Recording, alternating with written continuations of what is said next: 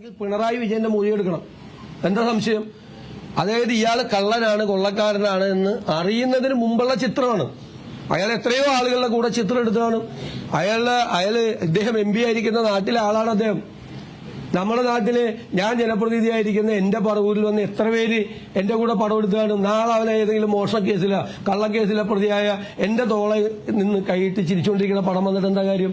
Photo ഉള്ളതിന്റെ പേരിലാണ് അടൂർ പ്രകാശിന്റെ മൊഴി എടുത്തതെങ്കിൽ പിണറായി വിജയന്റെ മൊഴിയും കൂടി എടുക്കണം. എന്താണ് ഈ ഉണ്ണികൃഷ്ണൻ പോറ്റിയായിട്ടുള്ള ബന്ധമെന്ന്. ഇനി എന്നിട്ട് 2017 കാര്യം, ഒരു കാര്യം കൂടി ഞാൻ പറയാം. കടകംപള്ളി സുരേന്ദ്രനെ ചോദ്യം ചെയ്തു, മൊഴിയെടുത്ത് എന്തായിക്കോട്ടെ ചെയ്തല്ലോ. നിങ്ങൾ പോലും അറിഞ്ഞില്ല. 4 ദിവസം കഴിഞ്ഞിട്ടാണ് അറിഞ്ഞത്. ഒരാളും വിവരം അറിഞ്ഞില്ല. അടൂർ പ്രകാശിന്റെ മൊഴിയെടുത്തപ്പോ അപ്പ ചോർത്തി കൊടുത്തല്ലോ. SIT-യിൽ ആരാ ഉള്ളത്? SIT-ലെ എല്ലാവരെയും കുറിച്ചല്ല. SIT-യിൽ CPM-ന്റെ ഏജന്റുമാരുണ്ട്, സർക്കാരിന്റെ മുഖ്യമന്ത്രിയുടെ ഓഫീസിന്റെ ഏജന്റുമാരുണ്ട്.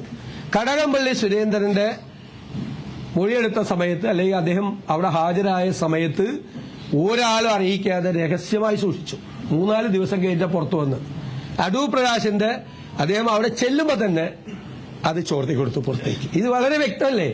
വളരെ വ്യക്തമല്ലേ എന്താണെന്ന്? അവിടെ ആരുടെ ഏജന്റുമാർ അതിനകത്തുണ്ട് എന്നുള്ളത് വ്യക്തമല്ലേ? ഇനി കൊടിമരത്തിന്റെ കാലത്ത് ഹൈക്കോടതിയുടെ വിധിയുണ്ട്, അതിനെ അപ്രീഷിയേറ്റ് ചെയ്യുന്നു. ഹൈക്കോടതിയുടെ അഡ്വക്കേറ്റ് കമ്മീഷണറുടെ സാന്നിധ്യത്തിലാണ് എല്ലാ നടപടിക്രമങ്ങളും പൂർത്തിയാക്കിയത്. എന്നിട്ട് ഹൈക്കോടതി വെച്ച അഡ്വക്കേറ്റ് കമ്മീഷണർ ഹൈക്കോടതിയിൽ റിപ്പോർട്ട് കൊടുത്തു, എന്തൊക്കെയാണ് നടന്നത്, എന്തെല്ലാം കാര്യങ്ങളാണ് ചെയ്തത്. എന്നിട്ട് ഹൈക്കോടതി ഈ അഡ്വക്കേറ്റ് കമ്മീഷണറെയും അവിടെ നടന്ന നടപടിക്രമങ്ങളെയും അഭിനന്ദിച്ചുകൊണ്ടുള്ള കോടതി വിധിയും കൂടിയുണ്ട്. അതുകൂടി എല്ലാവരും കൂടി വായിച്ചു നോക്കിക്കോട്ടെ. പിന്നെ ഹൈക്കോടതി SIT-യുടെ കീഴിലാണോ ഇത് അന്വേഷിക്കുന്നത്, അല്ലെ സ്റ്റേറ്റ് വിജിലൻസ് ആണോ അന്വേഷിക്കുന്നതെന്ന് എനിക്കറിയില്ല, വ്യക്തത എനിക്ക് വന്നില്ല, എനിക്കറിയില്ല. ആയിക്കോട്ടെ, അതിനെന്താ ഞാൻ പറയട്ടെ. അതേ ഹൈക്കോടതിയുടെ ദേവസ്വം ബെഞ്ച് അഡ്വക്കേറ്റ് കമ്മീഷൻ ഇതുപോലെ ഈ ആരും അറിയാതെ മറ്റേ ദ്വാരപാലക ശില്പം എടുത്തിട്ട് മറ്റേ കോടീശ്വരന് വിറ്റല്ല, നടപടിക്രമങ്ങൾ പാലിച്ച് അഡ്വക്കേറ്റ് കമ്മീഷണറുടെ സാന്നിധ്യത്തിലാണ് അന്ന് എല്ലാം ചെയ്തത്, എല്ലാം. എന്നിട്ട് അഡ്വക്കേറ്റ് കമ്മീഷണർ ഹൈക്കോടതിക്ക് റിപ്പോർട്ട് കൊടുത്തു. അഡ്വക്കേറ്റ് കമ്മീഷണറെയും അവിടെ നടന്ന നടപടികളെയും ഹൈക്കോടതിയുടെ ദേവസ്വം ബെഞ്ച് അഭിനന്ദിക്കുകയും കൂടി ചെയ്ത കേസാണ്, ക്ലോസ് ചെയ്ത കേസാണ്. വരട്ടെ, അവരത് നേരിട്ടുള്ളൂ, ഒരു പ്രശ്നമില്ല. അല്ല, അതിനെന്താ? ഹൈക്കോടതി ഒരു ഡയറക്ഷൻ പറഞ്ഞു കഴിഞ്ഞാൽ നമ്മൾ ഇതിനാണ് എതിർക്കുന്നത്. ഇതും നടന്നിട്ടുണ്ട് ഹൈക്കോടതിയിൽ, അതുകൂടി അറിയണം.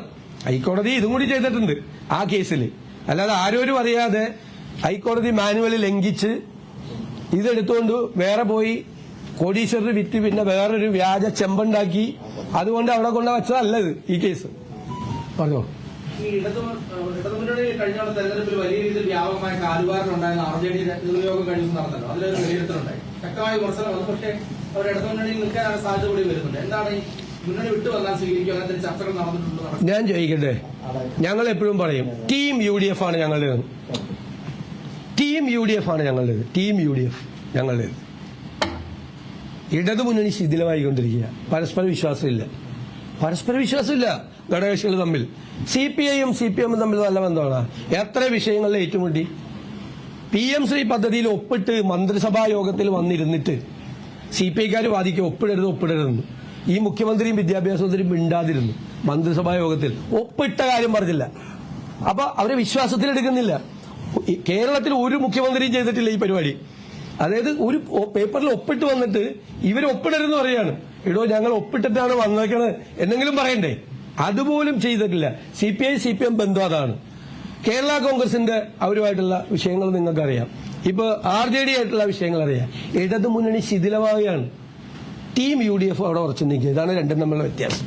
ഈ VS-ന്റെ സഹചാരിയായ സുരേഷ് UDF-മായി സഹകരിക്കാൻ എന്തെങ്കിലും അദ്ദേഹത്തെ മലപ്പുഴയിൽ മത്സരിപ്പിക്കുമെന്ന് പറയുന്നു. അല്ല, അതൊക്കെ സംബന്ധിച്ചിട്ടുള്ള എന്തെങ്കിലും വിവരങ്ങൾ നിങ്ങളെ അറിയിക്കേണ്ട ഒരു സമയം വരുമല്ലോ. ഉചിതമായ സമയത്ത് ഏത് കാര്യങ്ങളുണ്ടെങ്കിലും ഞാൻ പറഞ്ഞല്ലോ, പല കാര്യങ്ങളും ഉണ്ടാവും ഇലക്ഷന് മുമ്പ്, ഇല്ലേ? പല കാര്യങ്ങളും ഉണ്ടാവും. ഇപ്പോ ഐഷ പോറ്റി വന്നു, നിങ്ങൾ അറിയിച്ചില്ലേ? ഐഷ പോറ്റി വന്ന് കയറുമ്പോൾ നിങ്ങൾ എല്ലാവരും ഉണ്ടായി ക്യാമറയൊക്കെ എടുത്ത്. അതുപോലെ അങ്ങനത്തെ അവസരങ്ങൾ വരുമ്പോൾ തെരഞ്ഞെടുപ്പിന് മുമ്പ് അത്തരം അവസരങ്ങൾ ഉണ്ടാവും. പല അവസരങ്ങളും ഉണ്ടാവും. അത് കൃത്യമായിട്ട് നിങ്ങളെ അറിയിക്കും. നിങ്ങളെ അറിയിക്കാതെ രഹസ്യമായിട്ട് ഒരു പരിപാടി നടത്തില്ല. സ്വീകരിക്കാൻ പറ്റിയ ആളാണ്. നിങ്ങളെ അറിയിക്കാതെ രഹസ്യമായിട്ട് ഒരു പരിപാടി നടത്തില്ല. ഞാനൊരു വ്യക്തിയെക്കുറിച്ച് ഒരു പാർട്ടിയെക്കുറിച്ച് ഒന്നും പറയില്ല. ഒരാളെ കുറിച്ച് ഒന്നും പറയില്ല. ഒറ്റ കാര്യമുള്ളൂ, നിങ്ങളെ അറിയിക്കാതെ നടത്തില്ല ഒന്നും. ചർച്ച നടത്തിയിട്ടുണ്ടോ സുരേഷുമായിട്ട് സംസാരിച്ചു? അതൊക്കെ നമുക്ക്, ഞാൻ പറഞ്ഞില്ല, എല്ലാ കാര്യങ്ങളും നമ്മൾ ഏത് സംഭവമായിട്ടോ ഏത് വ്യക്തിയായിട്ടോ എന്തു പറയും അതിനൊരു സമയമുണ്ട് നിങ്ങളോട് പറയാൻ. നിങ്ങളോട് പറയേണ്ട ഉചിതമായ സമയത്ത് നിങ്ങളോട് പറയും. തീർച്ചയായിട്ടും അസോസിയേറ്റ് അംഗമായി വന്നിട്ടുള്ള സി കെ ജാനുവിന്റെ പാർട്ടി നേതൃത്വത്തോട് സീറ്റുകൾ ആവശ്യപ്പെട്ടിരുന്നു. അവരുമായിട്ടുള്ള ഒരു അതൊക്കെ നമുക്ക് ഈ പത്രസമ്മേളനത്തിൽ പറയാൻ പറ്റുമോ? ഘടകകക്ഷികൾ തമ്മിൽ നടത്തിയ ചർച്ച നേരെ വന്നിട്ട് അവർ ഏതൊക്കെയാണ് ആവശ്യപ്പെട്ടത്, ഞങ്ങൾ അവിടെ എന്തൊക്കെയാണ് പറഞ്ഞത്, അത് എപ്പോൾ പറയുമെന്ന് വെച്ചാൽ ഘടകകക്ഷികളുടെ ചർച്ചകൾ പൂർത്തിയാക്കി ഓരോ കക്ഷികൾക്കും അനുവദിച്ചു കൊടുത്തിരിക്കുന്ന സീറ്റുകളുടെ എണ്ണം, ഏതെല്ലാം സീറ്റുകളാണ് എന്നൊരു ഡിക്ലറേഷൻ ഉണ്ടാവും. അപ്പോഴല്ലേ പറയാൻ പറ്റുള്ളൂ. ചർച്ചയ്ക്കിടയിൽ നമ്മളതിന് പറയുന്നതിന്റെ അതൊരു ഇംപ്രപ്പറേറ്റ് ഇല്ല, അനൌചിത്യമുണ്ട്. അങ്ങനെ പറയാൻ പാടില്ല. ചർച്ചയ്ക്കിടയിലാണ് പത്രസമ്മേളനം നടത്തി സീറ്റ് കിട്ടിയെങ്കിൽ മത്സരിക്കുന്നു പറഞ്ഞു. അല്ല, അതിന് അവര് തന്നെ മറുപടി പറഞ്ഞിട്ടില്ല. അതിലൊക്കെ വല്ല പാർട്ടിക്കാരെ ആരെങ്കിലും ഒരാൾ പറയുമ്പോൾ നേതൃത്വത്തിൽ ഇരിക്കുന്ന ആളുകൾ അത് പറഞ്ഞിട്ടുണ്ടല്ലോ. ഈ മുണ്ടക്കൈ ചോർമല കോൺഗ്രസ് വീടിന്റെ ഞങ്ങൾ ആദ്യത്തെ ഘട്ടം സ്ഥലം എടുത്തു, 3.5 ഏക്കർ സ്ഥലം എടുത്തു. ഇനി അടുത്ത ഒരു സ്ഥലം കൂടി അതിനോടനുബന്ധിച്ച് തന്നെ അതിന്റെ നടപടിക്രമങ്ങൾ പൂർത്തിയായി ഉടനെ രജിസ്ട്രേഷൻ നടക്കും. രജിസ്ട്രേഷൻ നടന്നു കഴിഞ്ഞാൽ ഉടൻ തന്നെ അവിടെ തറക്കല്ലിട്ട് അവിടുത്തെ നിർമ്മാണ പ്രവർത്തനങ്ങൾ തുടങ്ങും. ഞാൻ ഒരു കാര്യം ഒന്നും കൂടി പറയാണ്. ഞങ്ങൾ എവിടെയാ വൈകിയത്? ഒരു കൊല്ലം എടുത്ത് സർക്കാർ ഇല്ലേ, ഞങ്ങൾ സർക്കാരിൽ നിന്ന് ലീഗ് നേരത്തെ തീരുമാനിച്ചു, അവർ വേറെ അവസാനമായപ്പോൾ അവർ തീരുമാനിച്ച് സ്ഥലം ഏറ്റെടുത്തു. സർക്കാർ ഞങ്ങൾക്ക് സ്ഥലം മേടിക്കാനുള്ള പദ്ധതി ഉണ്ടായിരുന്നില്ല.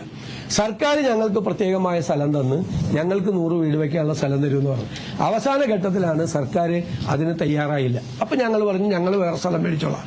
സർക്കാർ 1 കൊല്ലം എടുത്തില്ല, നമ്മൾ 4 മാസം എടുത്തുള്ളൂ. ഞങ്ങൾ 4 മാസം എടുത്തുള്ളൂ സ്ഥലം കണ്ടുപിടിച്ചിട്ട് സ്ഥലം എടുക്കാൻ വേണ്ടിയിട്ട്. അതിനാണ് ഈ സോഷ്യൽ മീഡിയയിൽ കൂടി മുഴുവൻ ആക്ഷേപിക്കുന്നത്, സിദ്ദിഖിനെ അധിക്ഷേപിക്കുന്നത്. സർക്കാർ ഇത്രയും വലിയ സംവിധാനമുള്ള സർക്കാർ, പ്രത്യേകിച്ച് വയനാട് ജില്ലയിൽ സ്ഥലം എടുക്കുമ്പോൾ സൂക്ഷിക്കണം. ഭൂമിയുമായി ബന്ധപ്പെട്ട് ഒരുപാട് ഈ മുൻകാല റെക്കോർഡുകൾ വേണം. സാധാരണ പോയി നമ്മൾ 5 സെന്റോ 1 ഏക്കറോ സ്ഥലം മേടിക്കുന്നത് പോലെ അല്ല. ഭൂമിയുമായി ബന്ധപ്പെട്ടുള്ള ക്ലെയിമുകളുണ്ടോ, ഗവൺമെന്റിന് ക്ലെയിമുണ്ടോ, പ്ലാന്റേഷൻ ഭൂമിയാണോ എന്നൊക്കെയുള്ള പരിശോധനകൾ, നിയമപരമായ പരിശോധനകൾ നടത്തണം. എന്തുകൊണ്ടാണ് നിങ്ങൾ സ്ഥലമെടുക്കാൻ വൈകുന്നത് എന്ന് മുഖ്യമന്ത്രിയോട് ഞാൻ നിയമസഭയിൽ ചോദിച്ചപ്പോൾ മുഖ്യമന്ത്രി എന്നോട് പറഞ്ഞ മറുപടിയാണിത്. എന്തുകൊണ്ട് 1 കൊല്ലം എടുത്തെന്ന്. ഗവൺമെന്റിന് 1 കൊല്ലം എടുക്കാം, കോൺഗ്രസിന് 4 മാസം എടുക്കാൻ പറ്റില്ല. ഞങ്ങൾ വാങ്ങിച്ചു കഴിഞ്ഞു, ഞങ്ങളുടെ സ്ഥലവും നിർമ്മിക്കും.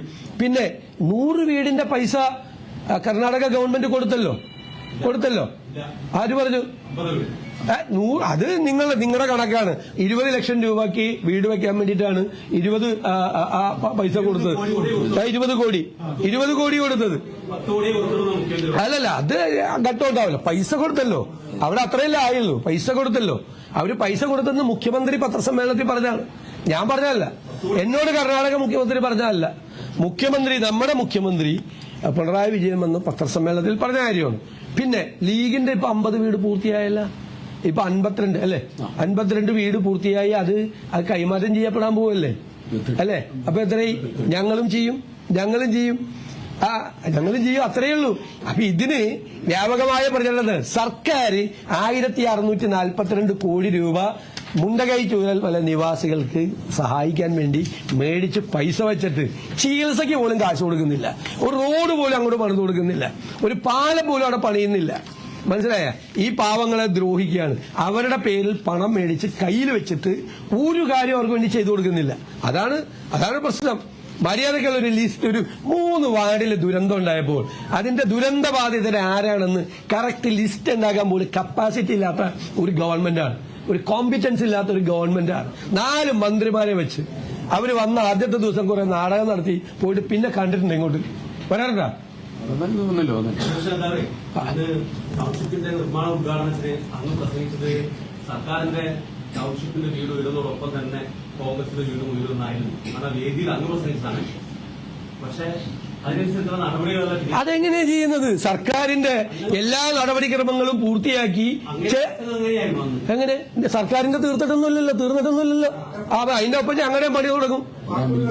പിന്നല്ലാതെ എങ്ങനെ? കോൺഗ്രസിന്റെ വീടുകൾ വീട് ഇപ്പൊ ഈ ഇതും കൂടി ഉടനെ തന്നെ രജിസ്ട്രേഷൻ നടത്തി കഴിഞ്ഞാൽ അതിന്റെ അടുത്തുള്ള ഭൂമിയും കൂടി എന്തായാലും ഈ ഭൂമി മേടിക്കണം ഞങ്ങളുടെ ഓഫീസ് പണിയാനല്ലോ, വീട് വയ്ക്കാനാണല്ലോ. ആ വീടിന്റെ നിർമ്മാണ പ്രവർത്തനം ഉടനെ തന്നെ ആരംഭിക്കും, ഇമ്മീഡിയറ്റ് ആയിട്ട് ആരംഭിക്കും. ഈ രജിസ്ട്രേഷൻ കഴിഞ്ഞാൽ ആരംഭിക്കും.